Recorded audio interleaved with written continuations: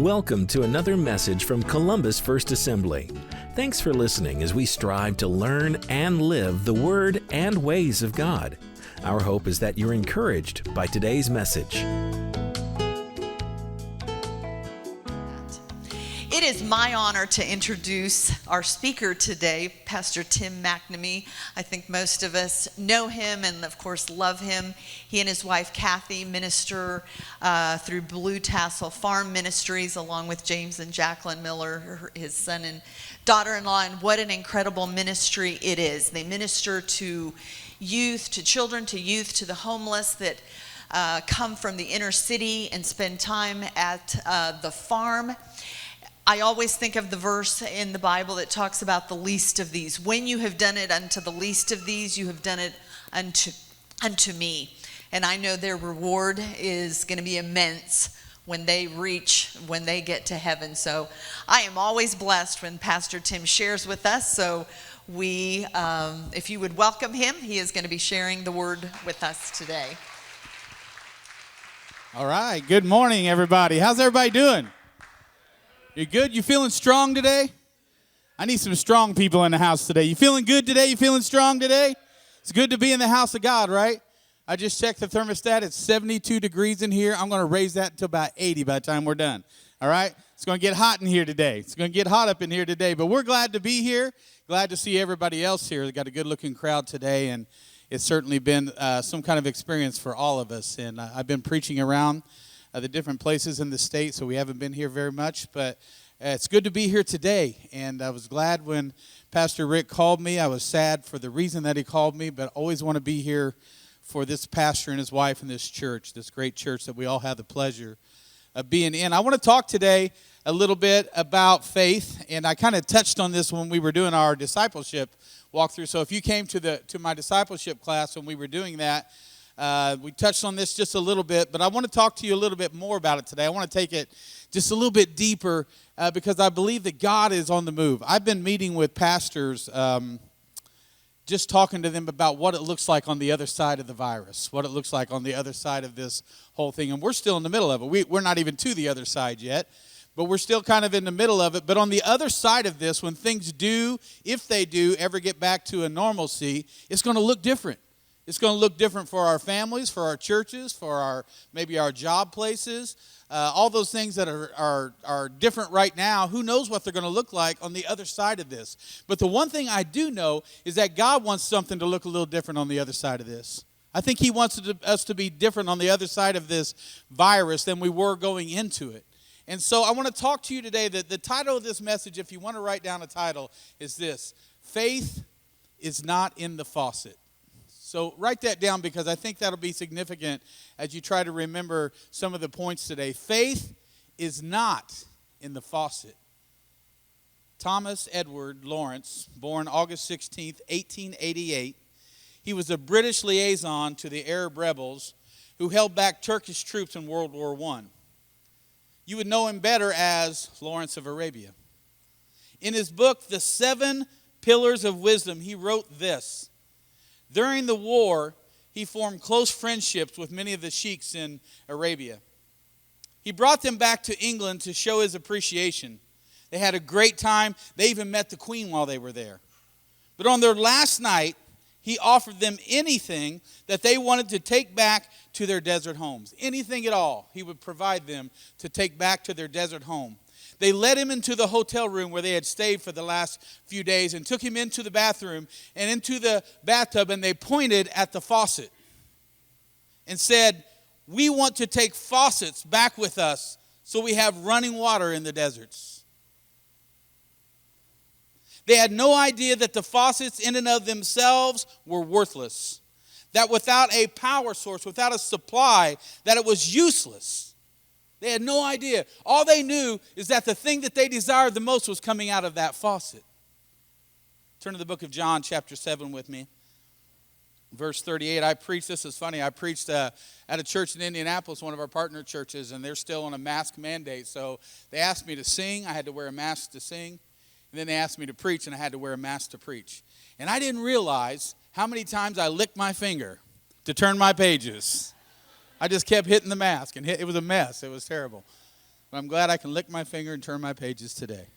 It's the little things that mean something, right? See, my message today is not to put your faith in the faucet. We know that. We've grown up all of our lives, everybody here knowing that there's a faucet. And maybe as little children, like they were thinking like little children. I'm sure that my little doodle doesn't know that if there was no power source or a power supply or a well on our farm, that water wouldn't come out of the faucet for his bath or to fill up the swimming pool. Later on in life, he will learn that there is a power and there's a source and a resource behind the faucet. Or the faucet, no matter how pretty you get. I mean, you can go over to Lowe's and get some pretty fancy faucets. And by the way, next week you got to start wearing a mask at Lowe's too, just so you know.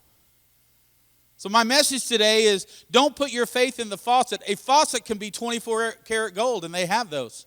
Handles made of pure crystal and polished silver.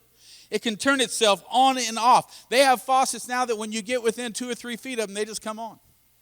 You don't have to do anything. And when you walk away, they go off.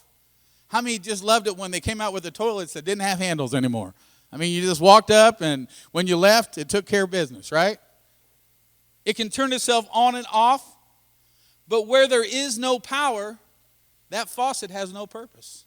Where there is no power, we have no purpose. There must be a power source behind the things that we're doing. I ask you if you felt strong today. If you feel strong today, it's because you have a power source inside you. If you feel weak today, you haven't tapped into your power source yet. And we need to tap into that. The first thing I want to say is this. The faucet is necessary to get the water to where you want it to be, to direct it, to control it, and to dispense it. I don't want to minimize its importance today. It's a valuable vessel.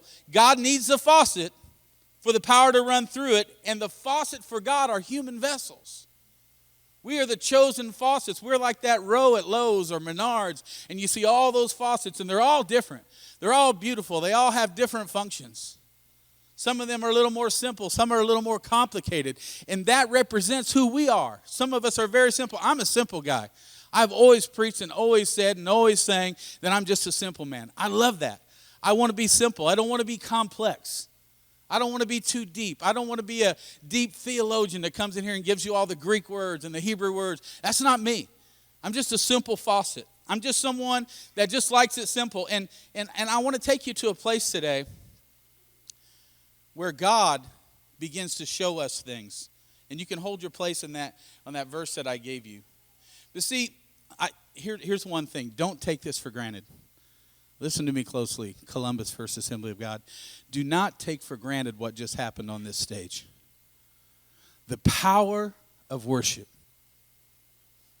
The willing vessels that stand up here, that practice, that get their skills honed in so that they can take us into the presence of God. I want to tell you something. Not every church has that.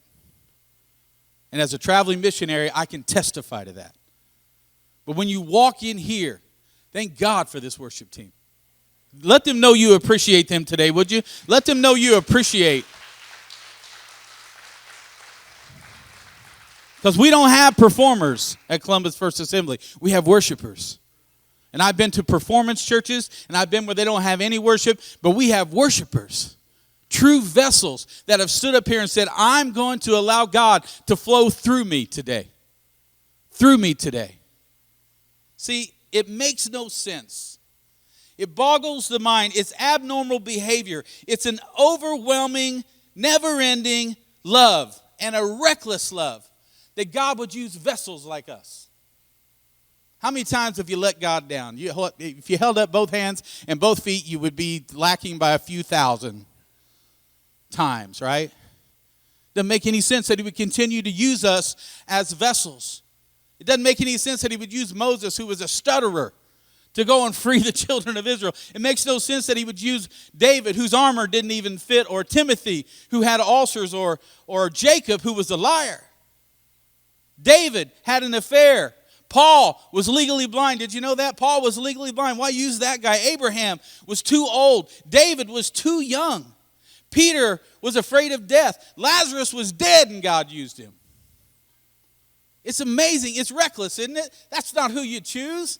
That's not who you choose to deliver provision. It's crazy, right? John was self-righteous. Naomi was a widow. Paul was a murderer. So was Moses, by the way. Jonah ran from God. Miriam was a gossip. Jeremiah was a bullfrog. I'm just kidding. Jeremiah,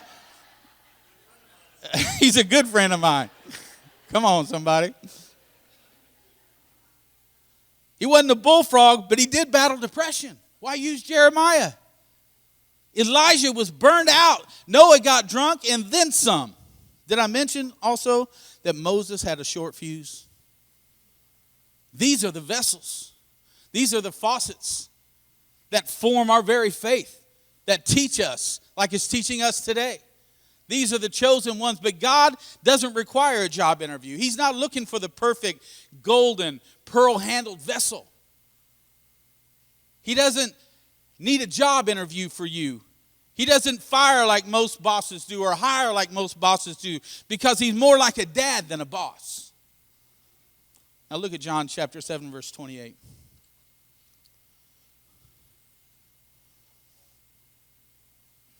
For the scriptures declare that rivers of living water shall flow from the inmost being of anyone. Everybody say anyone. Anyone who believes in me. You know, before their fame, those guys were just anyone's. Those ladies were just anyone's. But because they were used as chosen vessels of God and willing vessels of God, they now are spoken about in churches all over this world. Week in and week out, we use them as examples of faucets, of vessels. See, God can have all the plumbing in place, ready to pour out his blessing on us, our city, and our world, but he needs vessels. He needs faucets. And you say, God needs nothing. You're wrong. God needs us as vessels and faucets because he designed it that way. He chose it that way. He made it that way. God can do everything. We know that. He's sovereign. What he wants, when he wants, how he wants. I'm not arguing that. What I'm telling you is he set into motion a plan to use vessels to accomplish his will. And we are those for this day. So he can have all the plumbing in place, ready to pour out his blessings, his spirit on this city, on this church, on our families. Do you know what God needs most? Are not just vessels, but willing vessels. You know what aren't willing vessels? When you go to Lowe's and you go down that aisle and you see the one you want and you grab it and you try to take it with you. But it's mounted to the wall. It's strapped down. It's not a willing vessel. You got to search the boxes and find the one that matches the code. You got to figure out which vessel is willing to leave the store with you that day. And it's never the one that's strapped down by someone else. It's the one who has made themselves free to be chosen, to be taken, and to be used. Is that us today? Turn to 2 Kings chapter 4. And we're going to start at verse 6.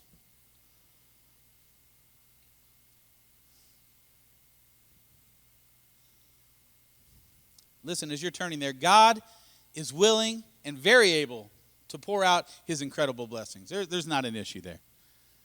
There's not a willing issue. There's not a capability issue. God is there and he's ready. And in this 6-verse story that we're going to talk about, you will see 3 characters of importance. And I want you to get these. Number 1, a desperate mother and a widow.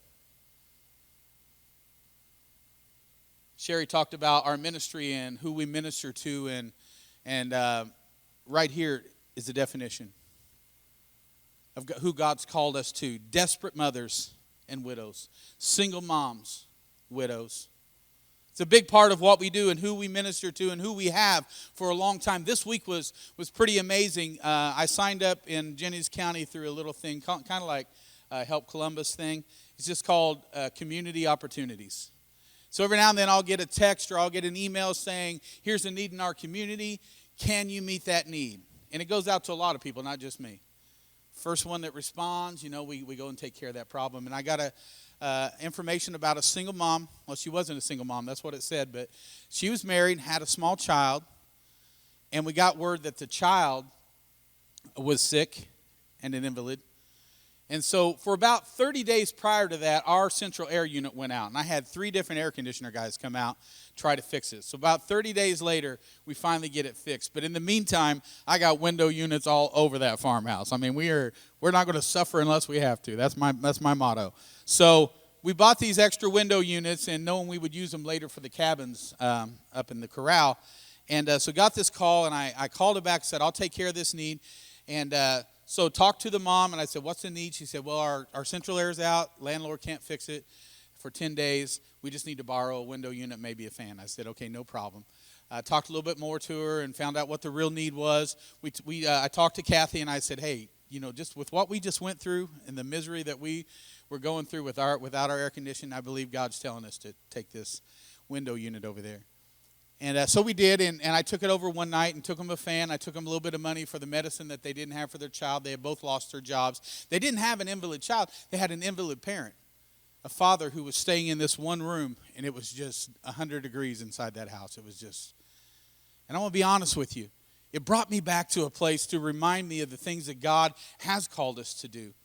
And we've been put on hold by pandemics and rain and drought and all kinds of things that have kept us from having the retreats that we wanted to have up to this point. But I want to tell you something. I walked into that house and I just saw the very same thing I've seen in the inner city my whole life.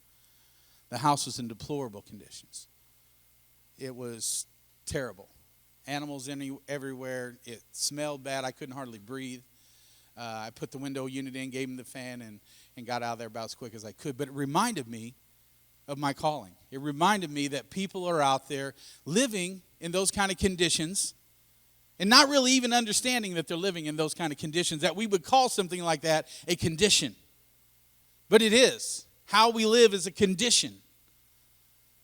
And as we talked a little bit more about that and decided that we were going to help in that area, I got another call. I've been working with a lady out of Prison Fellowship. And they do Angel Tree. If you guys are familiar with Angel Tree, at Christmas time, they're children of incarcerated parents. And we try to give them Christmas gifts. Maybe this church has done this, I don't know. We did it my whole career in the inner city. But they started something new about 3 years ago called Angel Tree Camp. And they're looking for ministries like ours that will bring in kids of incarcerated parents and do weekend retreats for them, 3 and 4 day camps for them. So I went and I visited one out in New Albany, and they were just doing a fantastic job. And again, it became flooding back to me. And I'm going to touch on this a minute in a dream that God gave me the other night. I'm not sure it was a dream or it was a discipline session, one of those two things. But I'll tell you about that in a minute. And I realized, I went back and I said, Kathy, we've got to do this. It lines up exactly with our mission and trying to help these kids and people living in poverty. So I want to set you up with those couple of quick stories, because God will remind you of your purpose if you kind of lose sight every now and then. 2 Kings chapter 4, verse 6. So we've got a desperate mother and a widow. That's the first thing you'll see. You have a confident prophet. Confident. I like to come to the pulpit confident. I don't want to get up here shaky or worried or unsure. I don't want to deliver a poor product for Pastor Rick while he's gone. I want him to know that he can trust me in his pulpit to deliver God's word. I want to come here and I want to be strong for God. You had a confident prophet. And number 3, and most importantly, there's a provisional God in this story. So look at it with me, if you will. 2 Kings chapter 4. Actually, look at verse 1. It says, a certain woman of the wives of the sons of the prophets cried out to Elisha, saying, your servant, my husband, is dead, and you know that your servant feared the Lord. And the creditor is coming to take my 2 sons to be his slaves. How would you like to get that notice in the mail? You get a final notice from the IRS, that's pretty bad. You get the sheriff saying there's a warrant out for your arrest, that's pretty bad. That happened to me a couple of years ago. Didn't know why, figured all that out. But she gets this word. They're coming for my kids. My husband just died. And you know that he loved God. You know that he gave his life to God. So Elisha said to her, what shall I do for you? Tell me, what do you have in the house? And she said, your maidservant has nothing in the house but a jar of oil. Then he said, go borrow vessels from everywhere. Go borrow vessels from everywhere, from all your neighbors, empty vessels. Do not gather just a few. And when you have come in, you shall shut the door behind you and your sons, and then pour it into all the vessels and set aside the full ones. So she went from him and shut the door behind her and her sons, who brought all the vessels to her. and she poured it out. Now it came to pass, when the vessels were full, that she said to her son, "Bring me another vessel." And he said to her, "There is not another vessel." So the oil ceased. Now there's three things that leap off the pages if you're reading this the way that I am. Number one, although she was desperate, she knew her dead husband's willingness to serve God would bring a blessing to her home. She didn't just go and say, "My husband's dead. Woe is me. Help me, please." She went knowing that a man who had given his life in serving God as a vessel had to bring value of some sort even through his death. Remember, Lazarus was dead and God used him. Here's another example. So she says, although my husband's dead, I know that because he served God, there'll be a blessing to our home. Number two, there was no delay in Elisha's play. He didn't take up a love offering. He didn't develop a benevolence committee. He didn't go out and solicit funds. He just said, this is what you need to do. What do you have to give? Do you notice that when he talks to her, he doesn't say, "Oh, I'm so sorry for your circumstance, so sorry for your situation. We're just going to love on you and give you everything." That's not the way you help people in poverty. That's not the way you help people in the inner city. You say, "What is it that you have to give?" And let's build on that. And when they're willing to give everything left that they have, then God will do the miraculous. She said, "Nothing but a jar of oil." He said, "Good. Gather all the available vessels from everywhere and don't get just a few. Gather just a few. That's not what I want you to do. I want you to get vessels from everywhere. I want you to knock on all the doors. Bring vessels into the house. Pour your oil into each vessel, setting them aside as they become full." Here's another thing you notice. She didn't question the prophet. She's like, why? What's that going to do? Fill my house with a bunch of empty vessels? How's that going to help me? She didn't question the prophet. She didn't complain. She just did it. She was willing. Listen, some of us are getting ready to or are already facing decisions about provision. Right? We're going through it at the farm. I know families are struggling. I know other families have stepped up to help. People have stepped up to help us at the farm. But we are struggling for provision. Now, is it provision that called us to the farm? No. It's the provider. And see, we don't need to have trust in provision. We need to have faith and trust in provider.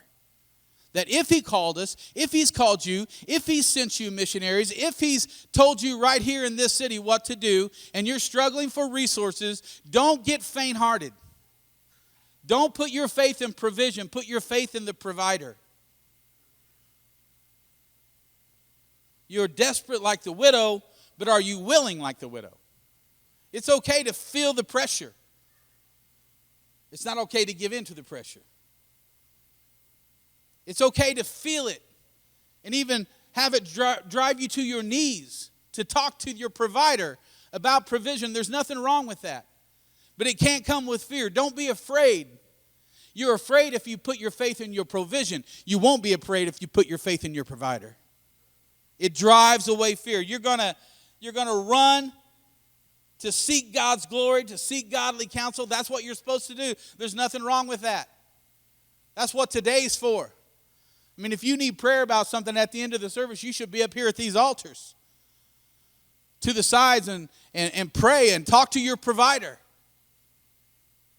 There's nothing wrong with that. But will you be willing to take the advice and direction that he gives you? See, a lot of people never pray or come to the altar because they're afraid of what they're going to hear.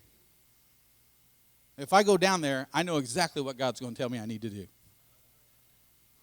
He's going to tell me I need to do this. Well, then you probably should already be doing it because he's already told you. I have people come to my office and say, "Pastor," they tell me the issue. "Will you pray about this for us?" And I say, "No. No reason to pray. It says right here what you're supposed to do." I can show it to you in Scripture. Why we need to waste God's time? He's got other people that need his ear right now when he's already told you what to do. It's already clear in black and white. Will I pray that you have strength and confidence to follow what's written? Oh, yeah, I'll pray that all day long. And I'll encourage you all day long. But to pray for something he's already given us the answer to, does that make any sense? Not to this simple guy. So the question is not, do you need godly counsel or should you seek godly counsel, even when it comes to provision or health or whatever it might be?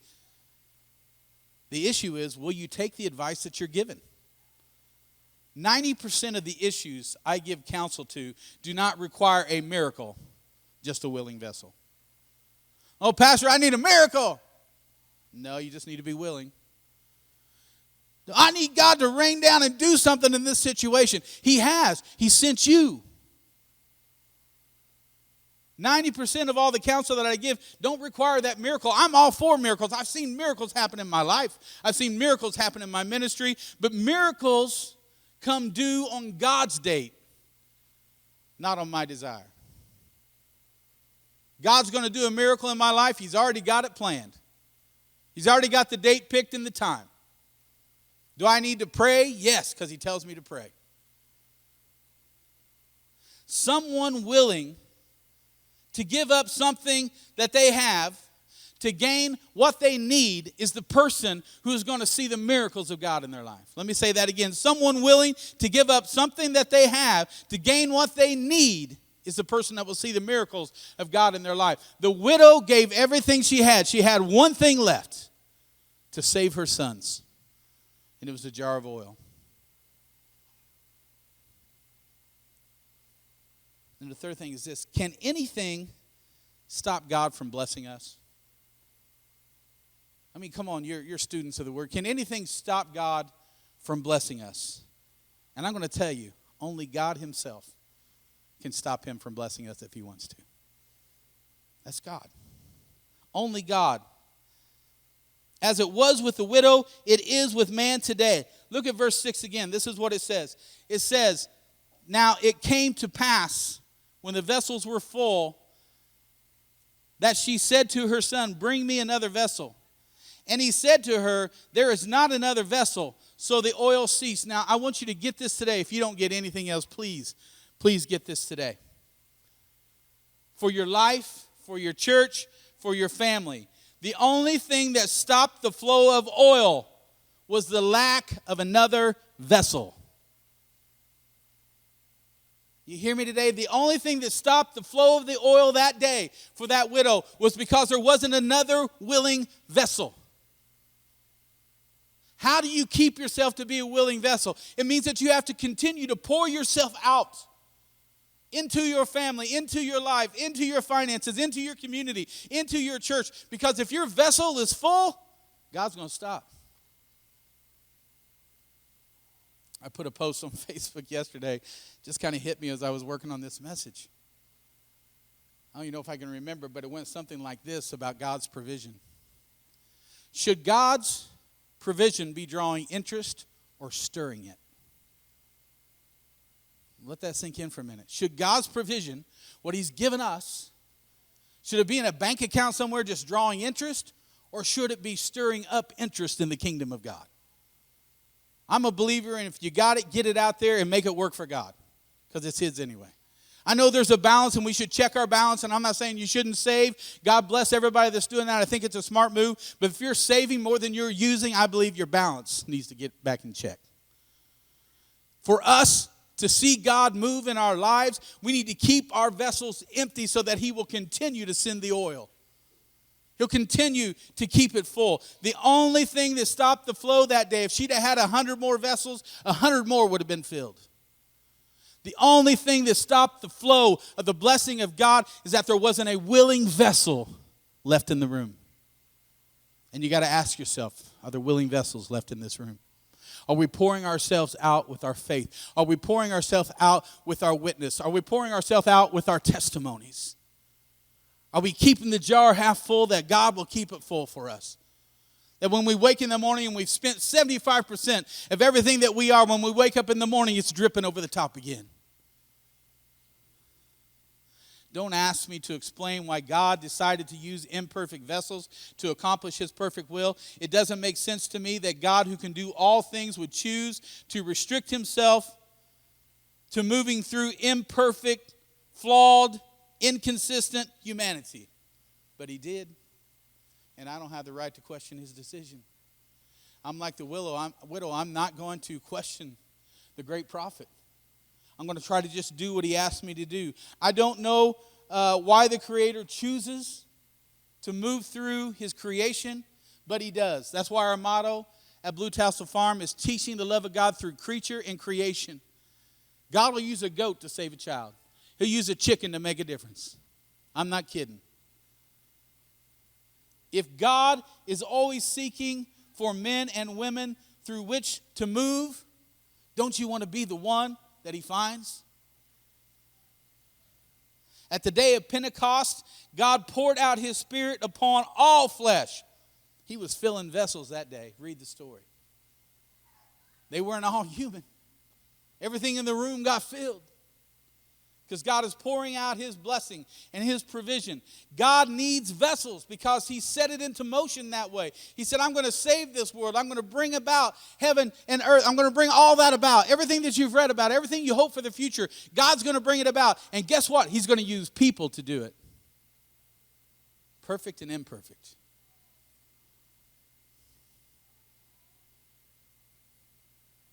The only perfect one was Jesus. And I want to tell you something, ladies and gentlemen. He's done his part. It's time for us to do ours. The imperfect, it's time for us to rise. To get over ourselves, to get over the things that we struggle with. We're going to struggle. We're going to continue to struggle. But we need to fight through the struggles to make ourselves and keep ourselves as willing vessels for God. Ezekiel said that God was seeking a man to stand in the gap to make up the hedge. You know what that means? That means so that there's a barrier. To make up the hedge, to fill in the gaps, so the enemy can't slip in between the cracks. When the Lord struck Saul from his horse on the road to Damascus, he then told Saul, go see Ananias. He will tell you what to do. God used a human vessel to put the great apostle Paul on the road to write most of the New Testament and to change humanity forever.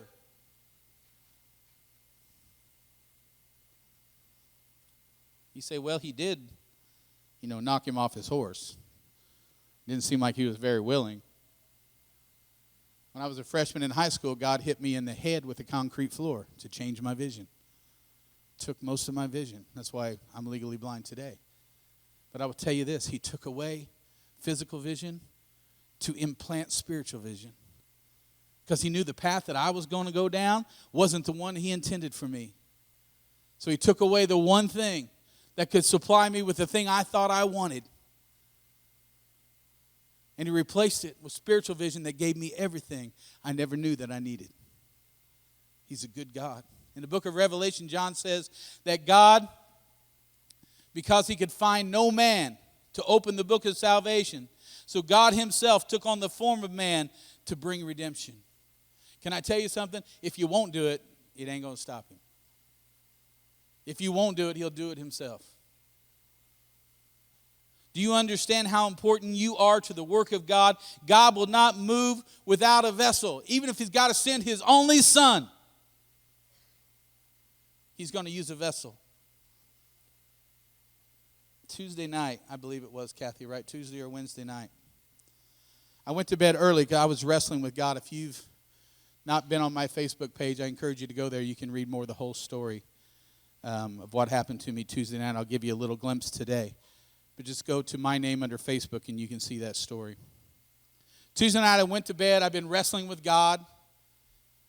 I'm not opposed to wrestling with God. I'm not opposed to yelling at God. I'm not opposed to having a good old argument with God. It's not always, I never win. And it's never really smart, but sometimes I just get to that place. Can I get an amen? Anybody else ever been there? So I was wrestling with God on some issues, and some of it was faith and the things that helped me put this sermon together, to be quite honest with you. And I'm wrestling with God, and all of a sudden, I'm on the floor, on my back, in pain. Because when a 310-pound man falls out of bed, it don't matter if it's 2 feet or 20 feet. You're not going to come out of that unscathed. So I fell out of bed, and I'll tell you a little bit more about that. And Kathy said, "Are you okay?" And I said, "I think so." And I scrambled to get back in bed. My head was bleeding. I was sore everywhere. And I got back into bed, and I began to think more about the things I've been wrestling with God with. And of course, it took me to the greatest wrestling match ever when Jacob took on God himself. And so I pulled up those scriptures. Let me just read to you what God gave me to read. I pulled it up right there on my phone. It says, "So Jacob was left alone, and a man wrestled with him till daybreak. When the man saw that he could not overpower him, he touched the socket of Jacob's hip so that he was wrenched as he wrestled with him. Then the man said, 'Let me go, for it is daybreak.' But Jacob replied, 'I will not let you go unless you bless me.' The man asked him, 'What is your name?' 'Jacob,' he answered. Then the man said, 'Your name will no longer be Jacob, but Israel, because you have struggled with God and have overcome.'" Now, as I began to think more and more about my situation, when I was falling out of bed, I'm not kidding, this is vivid. I was falling out of bed. It was like I was falling 100 feet. Remember that old Saturday morning Land for the Lost where they're falling down the waterfall? And they're just falling, and it's as cheesy as it can be. They're moving their legs and their arms, and they're falling in the land of the lost. And I felt like, when am I going to hit? I was grabbing for everything. And there's only 1.5 feet between my bed and the wall and my nightstand. And I fill up that 1.5 feet, I'm going to tell you just honestly. But I couldn't touch anything. I'm reaching for everything. I know the bed's there. I should be able to grab a blanket. I know the window ledge is there. I should be able to grab a curtain. I should be able to grab something. And I'm just falling and falling and falling and falling, and boom. And like I said, the next day I woke up, my head was still trickling a little bit of blood with this little scar here where I crashed into the nightstand. My shoulder hurt a little bit. And I'm going to say this to you as some kind of religious fanatic. But the only thing that really hurt on my body was my right hip. And for the last 3 days, I've walked with a limp. It's better. It's getting better. It's better today. It's better today than it has been. You say, you're just making that up. No, I'm telling you. The only place I felt real pain was in the socket of my hip. Deep pain.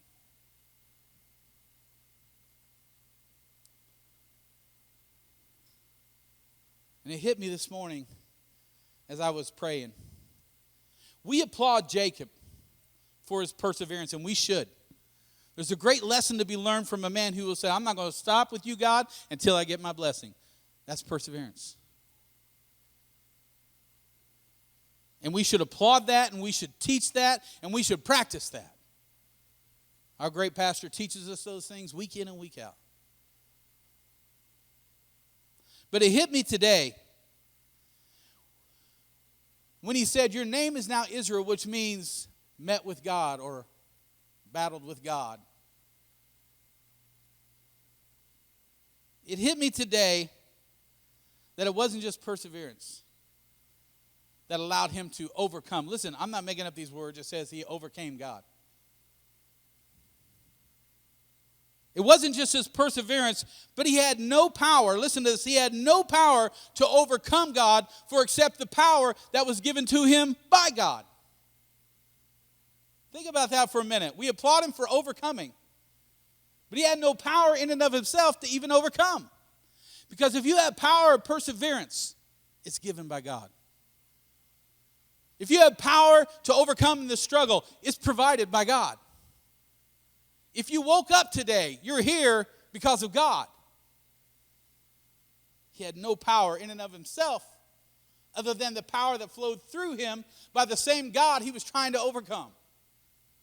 So no matter what, and get this today, in everything, God wins. In everything. Nothing can happen without him. Nothing. The fact that you're sitting down and not floating to the ceiling is because the power of gravity that comes from God. 20 pounds or 300 pounds without gravity, We're all up on the ceiling like a Mylar balloon, hoping one day we get to float back down. Nothing happens without God. Nothing. God will not pour out his Spirit without a faucet for it to flow through. You and I are the faucets because he designed it that way and he's chosen us. A smart faucet acknowledges God as his true source of power. I knew that when I was falling, I knew that when I woke up and God was working on me with Scripture and everything else, that God was reminding me through that child that I was able to help, through that mom and that elderly man who needed medicine and needed an air conditioner. I knew that God was reminding me, don't give up. I know there's been pandemics and there's been rain and there's been droughts, and that's kind of delayed what you thought your plan was, but don't give up because there's people that need you. And by the way, there's a bunch of kids who have incarcerated parents that I'm going to need you to do something with. I know that's why he slammed me to the ground. See, I didn't fall out of bed. Someone picked me up and did a suplex or something, and just slammed me down on the floor. So I fell out of bed. I'd have had maybe a bruise. I want to tell you something. I went over the ropes, through a table, and somebody hit me with a ladder and a chair. That's how I look at it. Because if you're going to wrestle with God, be careful what you ask for. And he reinstilled, and it was just for my own personal faith. To say, don't worry. Don't start getting anxious on me. We got this, and it's in my time. I'm a faucet. But I must remember that there is no magic in me. There's no magic in the faucet. It's what's behind the wall. It's the plumbing that is connected to the provider that gives power to the faucet to be poured out onto others, to provide provision. It's the power supply ever gets shut off behind the wall. Who's ever had their water shut off? You didn't just go out and buy a new faucet, did you? I mean, you got this notice from the water company, or in our case, we haven't had rain in a long time, and yesterday we ran out of water in the well. Now it'll build itself back up. We were using it to water the garden and fill the pool and all that kind of stuff. But you know what? When the water ran out, we didn't panic and say, man, we got to dig another well. We didn't go to every room and start turning on every faucet. Oh my gosh, this one doesn't work either, and this one doesn't work either. What are we going to do? Because there's no power in the faucet. It's in the provider. It's in the plumbing that he flows through so that he can flow through you and me. I may still be able to preach and appear that everything is okay. I may still look like to you I've got it together, but without a power supply, I'm nothing. I can't walk in here and hold a microphone without him.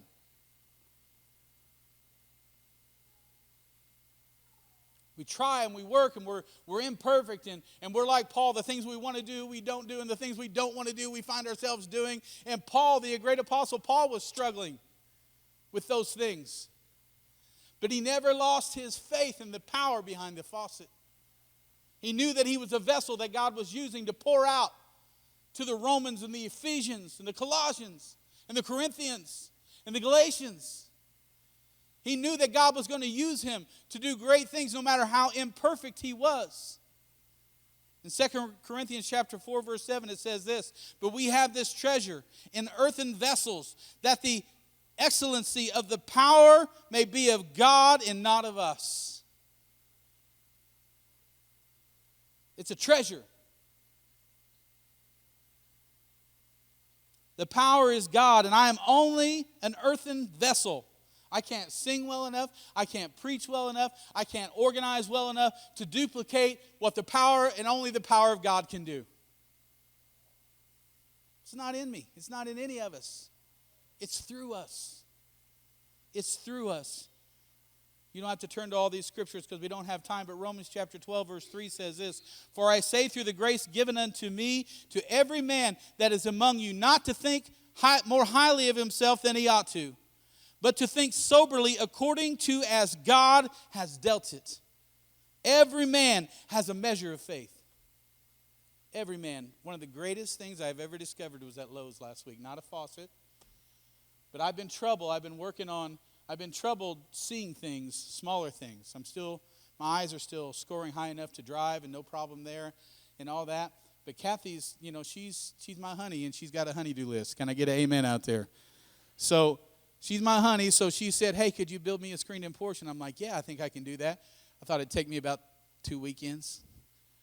How many's it been? 6, 7? I don't know what's done, but it's been way longer than that.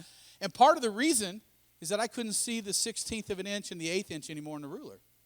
And I had some pretty big tape measures. So I went online, and I said, tape measures for legally blind people. I didn't think anything would come up, and boom, there it was. They got ones that you can pull out. Now, they're $100, so I don't have one yet. But you pull it out, and it tells you what the measurement is. That is 9 inches and 3/16. That's a little overkill. I said, what else you got? So I looked at this other. It's made by Lufkin. Any of my tool guys out there, Lufkin has some good tape measures. So I looked this up, and I'm like, oh, that might work. So I went to Lowe's. I said, they're not going to have it. You have to order it, I'm sure. But there it was. And I grabbed that tape measure. It's black. And you know where it's usually yellow? The tape itself is yellow. It was black with bright green stripes and numbers. And I'm not kidding. I heard the angels sing when I pulled it out. It was like, it was crazy. A tape measure that I was holding this close to my eyes before, trying to put in a screened-in porch, I'm holding out here. My eyes didn't get better. My provision got better. I wish he'd have healed my eyes. I would have taken that too. But and not only that, listen, Rob, I tell you, you pull it out, it's 24 feet, it's beautiful. And then when you turn it over on the back side, I've never seen this in a ruler in my life. The measurements are up and down. Not sideways, but they're up and down. Big old claw you can put your foot on. I love that too. And you pull it up, and the measurements are reading up and down. Same distance, but I don't have to go like this to see what the measurement is. I'm telling you, go get yourself one. Even if you see good, you'll feel better about yourself. I'm not kidding. You'll probably build something. See, the danger we face is when we try to duplicate through mere human efforts what can only be produced by God. Preachers get into trouble when they learn how to preach. I'm going to tell you this straight up. When we learn how to preach, we get in trouble. Singers get into trouble when we learn how to sing. Stay with me. Teachers get into trouble when we learn how to teach. We must never reach that point where we learn how to do what only God can truly do. I can preach. Yeah, I'm a good preacher. I'm a good singer. I'm a good teacher. You better humble yourself because you can't even talk without Him. And too often, we learn how to do things and we get comfortable and we don't need God anymore. I can get up. I mean, when I first started preaching, I was a mess, right, honey? I was a mess. I think she counted the first time I preached something like, I said like 90 times. I meant gum, but nobody had any. Nobody would respond. But when we preach and when we sing and when we worship and when we serve, we do it with God flowing through us, so we don't need to be doing it at all. We need God flowing through us as willing vessels. I want to close with this.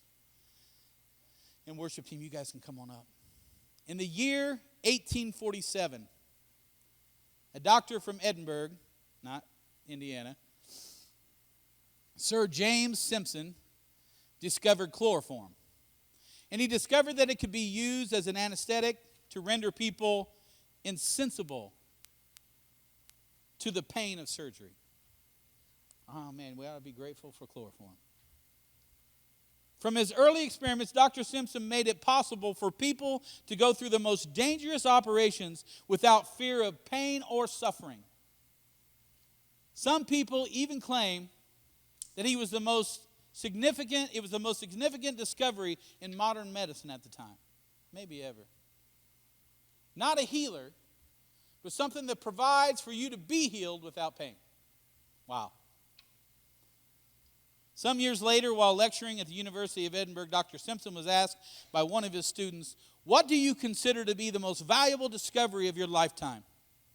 To the surprise of his students, who had expected him to refer to chloroform, Dr. Simpson replied, "My most valuable discovery was when I discovered myself a sinner and that Jesus Christ was my Savior and He was my only hope." We need more famous people saying that today. We need more people of influence saying that today. We need to make sure our kids hear us say that today. That our grandkids hear us say that today. That the people that are lost in the city of Columbus hear us say that today. Hear us preach that today. The most significant discovery that you will ever want in your life is when you find out that you're a sinner and Christ is the Savior.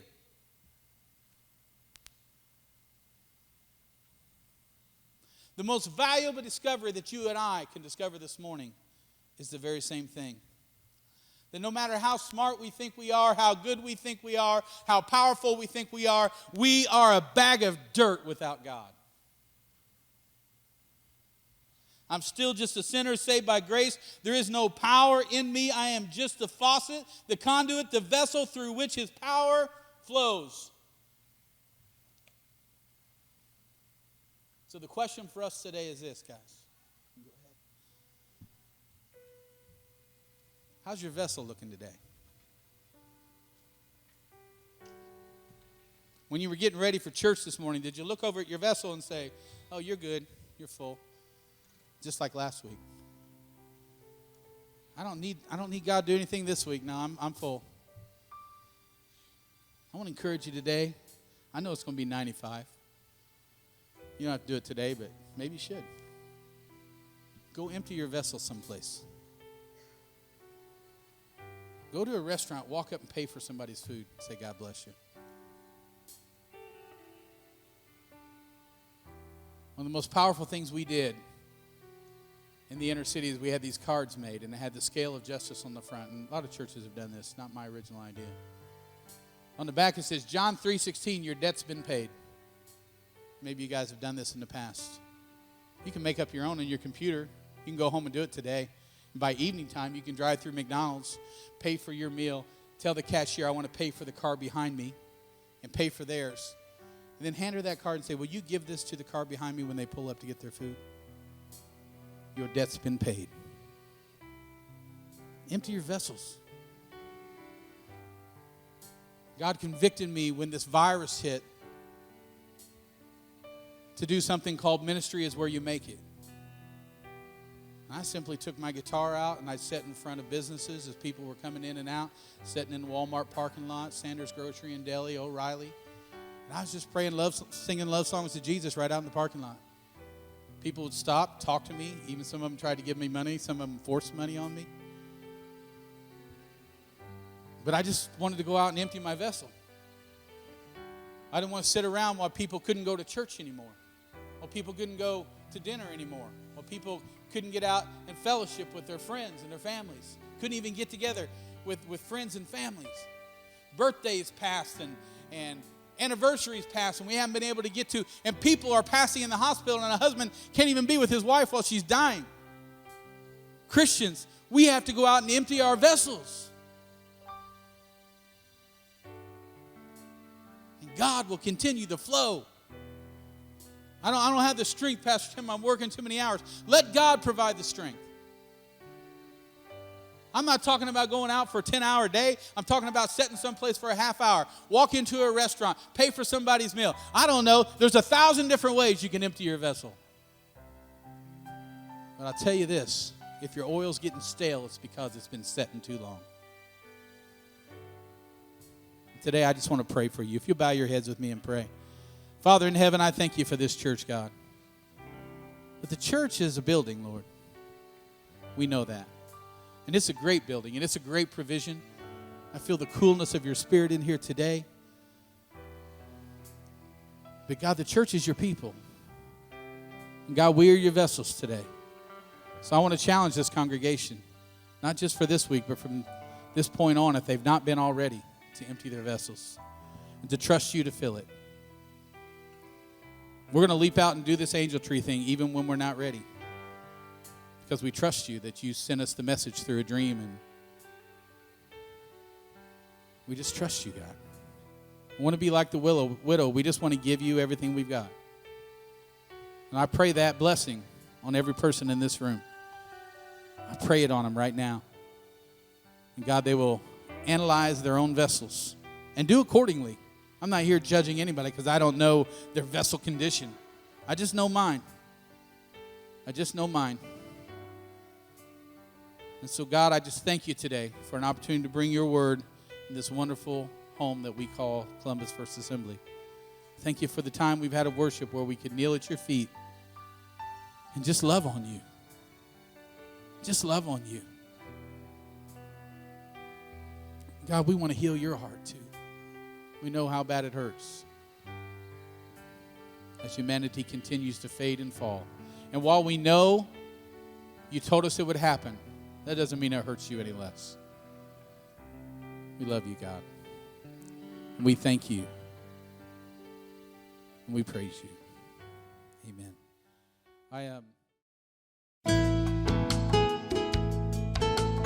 You've been listening to a message from Columbus First Assembly.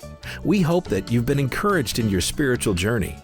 If you are not part of a local church and would like to attend one of our regular services, our church is located at the corner of 10th and Iowa Street in Columbus, Indiana. Our Sunday morning worship services start at 10 a.m. and our Wednesday evening studies begin at 7 p.m. And while you're online, check out our website at columbusfirstassembly.org for details and information about our church. You will also find other messages and series that you can listen to or download. Thanks for spending some time with us and for taking advantage of this resource from Columbus First Assembly, where we strive to learn and live the Word and ways of God.